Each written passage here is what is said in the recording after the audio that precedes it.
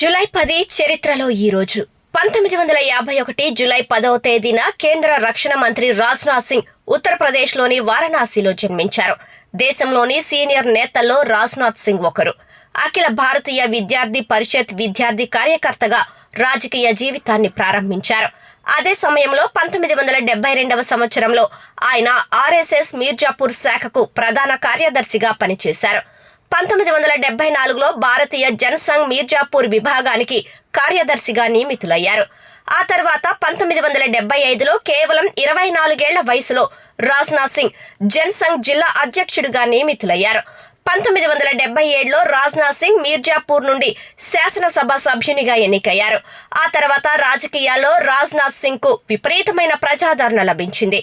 ఈ కారణంగానే 1984లో బీజేపీ యువజన విభాగం రాష్ట్ర అధ్యక్షుడిగా చేశారు.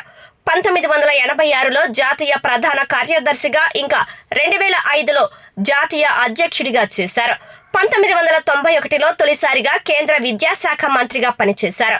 2000 సంవత్సరంలో ఉత్తరప్రదేశ్ రాష్ట్రానికి ముఖ్యమంత్రి అయ్యారు. ప్రధాని మోదీ మొదటి టర్మ్ సమయంలో ఆయన కేంద్ర హోంమంత్రి అయ్యారు. ఆ తర్వాత 2వ, ఇంకా 3వ టర్మ్లలో రక్షణ మంత్రిత్వ శాఖ బాధ్యతలు చూస్తున్నారు.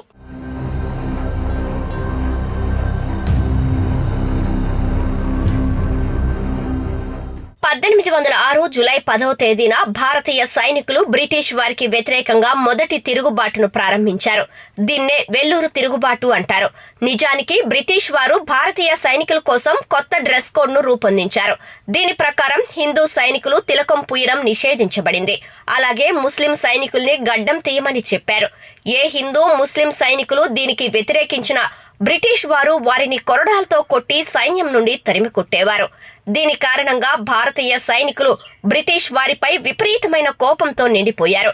వేల్పూర్లోని టిప్పు సుల్తాన్ కోటలో సైనికులు బ్రిటిష్ వారికి వ్యతిరేకంగా మొదటి తిరుగుబాటును లేవనెత్తారు. 1799లో టిప్పు సుల్తాన్ మరణానంతరం అతని కుటుంబం ఈస్ట్ ఇండియా కంపెనీ పెన్షన్ తో జీవిస్తోందని, బ్రిటిష్ వారు ఈ కుటుంబానికి వేల్పూర్ కోటలో కొంత భాగాన్ని ఇచ్చారని చరిత్రకారులు చెబుతారు. అదే సమయంలో 1806వ సంవత్సరంలో టిప్పు సుల్తాన్ కోటలో టిప్పు సుల్తాన్ కుమార్తె వివాహం జరుగుతుండగా భారతీయ సైనికులు 200 మంది బ్రిటిష్ వారిపై దాడి చేశారు. కోట అంతటా సైనికులు విస్తరించారు.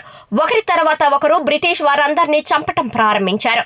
కోట కమాండర్ జాన్ పాన్ కోర్ట్ కూడా చంపబడ్డాడు. మరుసటి రోజు ఉదయానికి కోట భారతీయ సైనికుల ఆధీనంలోకి వచ్చింది. ఆ తర్వాత మైసూర్ సుల్తానేట్ జెండాను కోటపై ఎగరవేశారు. టిప్పు సుల్తాన్ కుమారుణ్ణి రాజుగా ప్రకటించారు.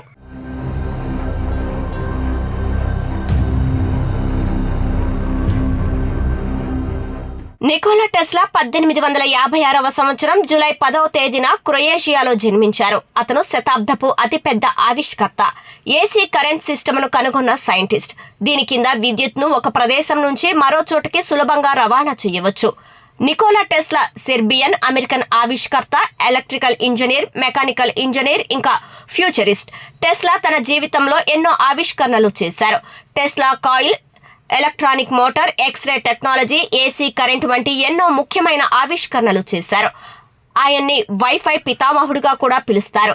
ఆయన జీవితంలో చివరి సంవత్సరాల్లో నికోలా టెస్లా ఆర్థిక స్థితి క్షీణించింది. ఆయన న్యూయార్క్లో ఒంటరిగా నివసించారు. టెస్లా 1943వ సంవత్సరం జనవరి 7వ తేదీన మరణించారు. ఆయన మరణానంతరం ఆయన ఆవిష్కరణలు ఇంకా సిద్ధాంతాల ప్రాముఖ్యతని ప్రపంచం గుర్తించింది. అవి ఇప్పటికీ సైన్స్ అండ్ టెక్నాలజీ రంగంలో స్ఫూర్తికి మూలంగా ఉన్నాయి. అదే సమయంలో టెస్లా గౌరవార్థం విద్యుత్ అయస్కాంత క్షేత్రాన్ని కొలిచే యూనిట్కు టెస్లా అని పేరు పెట్టారు. అనేక సంస్థలు, మ్యూజియంలు, ఇంకా అవార్డులు అతని పేరు మీద స్థాపించబడ్డాయి.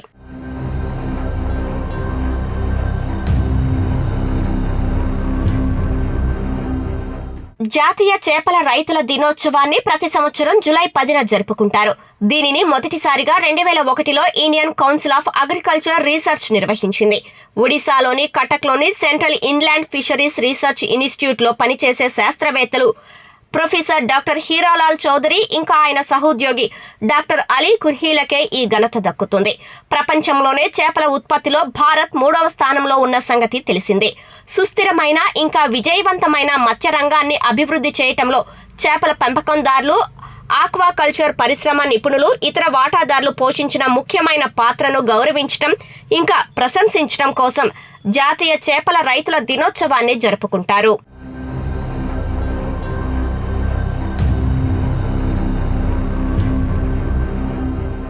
ప్రపంచంలో మొట్టమొదటి కమ్యూనికేషన్ ఉపగ్రహాన్ని 1962వ సంవత్సరం జూలై 10వ తేదీన ప్రయోగించారు. ఈ ఉపగ్రహం పేరు టెల్స్టార్ 1. ఇది ప్రపంచంలోనే మొట్టమొదటి కమ్యూనికేషన్ ఉపగ్రహం. ఇది వేల కిలోమీటర్ల దూరంలో సంకేతాలను ప్రసారం చేయగలదు. దీనితో పాటు టీవీ సంకేతాలను ప్రసారం చేయగల మొదటి ఉపగ్రహం. ఈ ఉపగ్రహాన్ని అమెరికా, ఫ్రాన్స్ ఇంకా బ్రిటిష్ బ్రాడ్కాస్టింగ్ ఏజెన్సీలు సంయుక్తంగా నిర్మించాయి. అదే సమయంలో ఈ మొత్తం ఉపగ్రహాన్ని తయారు చేసే పనిని జాన్ పియర్స్ కి అప్పగించారు. 77 కిలోగ్రాములు ఇంకా 3 అడుగుల పొడవున్న ఈ ఉపగ్రహంలో జాన్ ఆ సమయంలో అత్యంత క్లిష్టమైన ఎలక్ట్రానిక్ సర్క్యులేట్ ను అమర్చాడు. ఈ సర్క్యూట్ లో వేల ట్రాన్సిస్టర్లు ఉన్నాయి. ఇవి ఏదైనా సిగ్నల్ ను 10,000 సార్లు విస్తరించగలవు. పెద్ద ఫుట్బాల్ లా కనిపించే ఈ ఉపగ్రహం పనిచేయటానికి 3,600 సోలార్ సెల్స్ ను అమర్చారు. ఈ ఉపగ్రహం ఒకేసారి 600 ఫోన్ కాల్స్ ఇంకా black and white TV signals ను ప్రసారం చేయగలదు. ఉపగ్రహానికి సంకేతాలను పంపడానికి, ఉపగ్రహం నుండి సంకేతాలను స్వీకరించడానికి అమెరికా ఇంకా ఐరోపాలో స్టేషన్లు కూడా నిర్మించారు. అయితే ఈ ఉపగ్రహం కొన్ని నెలలు మాత్రమే పనిచేసింది. రేడియేషన్ కారణంగా దాని సర్క్యూట్లు పనిచేయటం ఆగిపోయాయి.